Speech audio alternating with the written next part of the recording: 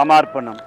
நம்ம எப்போ பார்த்தாலும் கடன், பிரச்சனை, சண்டை, நோய், இந்த மாதிரி பல துன்பங்களை வாழ்க்கையில் அனுபவிச்சுட்டு வர்றோம். ஐயோயோ எனக்கு வாழவே பிடிக்கல அப்படின்னு சொல்கிறவங்க நிறைய பேர். அதை விட நான் பட்ட கஷ்டமான வாழ்க்கையில் யாருமே படலை அப்படின்னு ரொம்ப வருத்தப்படுவோம். இதுக்கெல்லாம் என்ன காரணம்? நீங்கள் அப்படியே திரும்பி நன்றாக வாழ்ந்து கொண்டு இருக்கக்கூடியவர்களை நல்லா கவனித்து பாருங்க. அவங்க வாழ்க்கையில் வெற்றி வருது, நமக்கு மட்டும் ஏன் தோல்வி வருது? அதுக்கு என்ன காரணம் அப்படின்னு யோசிச்சு பார்த்தீங்களா? அதாவது அண்டத்தில் உள்ளதே பிண்டத்தில் இருக்கிறது. அண்டத்தில் என்ன இருக்கு?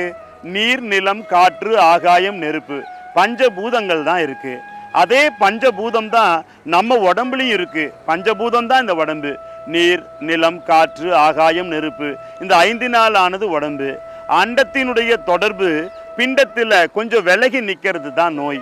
அதாவது அண்டம்னா உலகம், பிண்டம்னா உடம்பு. இந்த உலகத்தில் உலக இயக்கமும் உடம்பின் இயக்கமும் ஒன்று தான். உலக இயக்கம் உடம்பின் இயக்கத்திலிருந்து விலகி நிற்கிற போது தான் ஒரு நோய் வருது. நோய் வந்துருச்சுனாலே மனநோய் வந்துடும். அந்த மனநோய் வந்துருச்சுனாலே நம்முடைய செல்வமெல்லாம் அந்த நோயினாலே கரைஞ்சு போயிடுது. உடம்பும் தளர்ச்சி ஏற்படுகிறது. அந்த அண்டத்தில் உள்ளத பிண்டத்தில் சமநிலையில் வச்சுக்கிறது தான் இந்த இடம். அது எப்படின்னு கேட்டிங்கன்னா, அண்டத்தில் உள்ளதை பிண்டத்தில் வச்சுக்கிட்டோம்னா ஒரு சக்தி நம்ம உடம்புல அதிகமாயிட்டா ஒரு நோய், குறைஞ்சிட்டா இன்னொரு நோய். இப்போ உதாரணத்துக்கு காற்று சக்தி அதிகமாயிட்டா மூச்சிறைப்பு நோய்கள் வருது, குறைஞ்சு போயிட்டோம்னா இழப்பு நோய் வருது. அதே போல ஒரு மண் சக்தி அதிகமாயிட்டா அஜீரணம், ஜீரண கோளாறு அல்லது புண்ணேற்படுதல், அசிடிட்டி, அது கடைசியில் புற்றுநோயில் போய் விடும். இது குறைஞ்சு போயிட்டுனா ஜீரணமாகாது. இப்படி பஞ்சபூதங்கள் ஒவ்வொன்றுமே அதிகமான ஒரு பிரச்சனை, குறைஞ்சா ஒரு பிரச்சனை. இந்த பஞ்சபூதத்தை நீங்கள் வந்தீங்கன்னா பஞ்சபூத ஸ்தலங்களுக்கு போனால் என்ன ஆற்றல் கிடைக்குமோ அப்படிப்பட்ட ஆற்றலை இந்த இடம் கொடுக்கும். வாழ்க்கையில் எல்லா கஷ்டங்களும் போயிடும், கடன் போயிடும், நோய் நொடி போயிடும், திருமண தடையாகலும் எல்லாமே போயிடும். ஏன்னு கேட்டால் பஞ்சபூதங்களுக்கு தீபம் ஏற்றி, கிழக்கு மேற்கு வடக்கு தெற்கு என தீபம் ஏற்றி அதை வழிபடுற போது எல்லாமே உருவாகும். கடன் போயிடும், நோய் நொடி போயிடும், மனம் அமைதி பெறும், சமாதானமாகும். இதையெல்லாம் நம்ம இந்த இடத்துக்கு வந்தாதான் பெற முடியும்.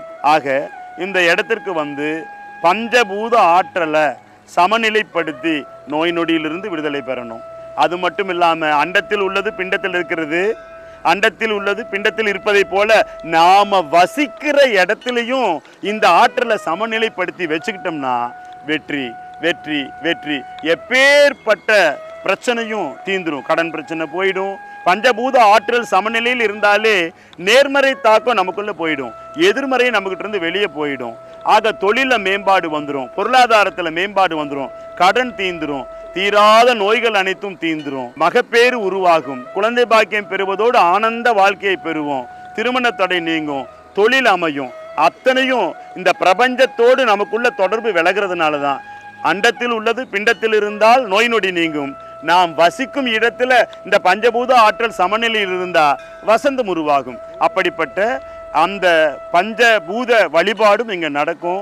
பஞ்சபூத ஆற்றலை நீங்கள் எப்படி எடுத்துக்கலாம் அப்படின்னு சொல்லி தருவாங்க. கோயில் கோபுரத்தில் இருக்கக்கூடிய கலசம் என்ன வேலை செய்யுதோ அந்த வேலையை உங்களுடைய திருக்கரங்கள் செய்கிற மாதிரி பண்ணி கொடுத்துருவாங்க. அதுக்கப்புறம் வெற்றி தான். தோல்விங்கிற ஒன்றே நம்ம சரித்திரத்திலே வராது. வெற்றி வெற்றி வெற்றி, வெற்றி மேல் வெற்றி குவியும். ஆக இந்த இடத்துக்கு பஞ்சபூத ஆற்றலை எடுத்துக்கிறதோட உங்களுடைய வாழ்க்கையில் வசந்தம் ஒளி வீச செய்யக்கூடிய அந்த வழிபாட்டில் கலந்துக்கிட்டு வெற்றி வாழ்வு வாழ வேண்டுமாய் அன்போடு அழைக்கின்றோம். வாழ்க, வளர்க, உயர்க.